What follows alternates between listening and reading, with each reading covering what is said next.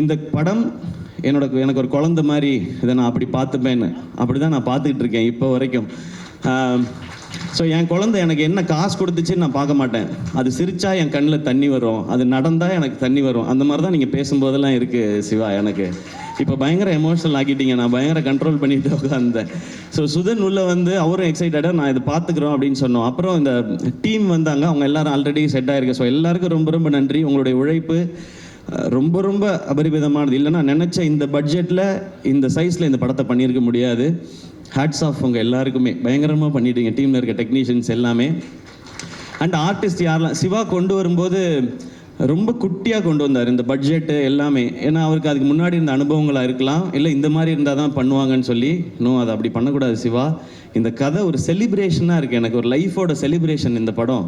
இதுக்கு என்ன செலவு பண்ணுமோ அதை பண்ணணும், அதை பண்ணுவோம் அப்படின்றதுக்கு அப்புறம் தான் யார் காஸ்டிங் போகலான்னு ஒருத்தராக வந்தது.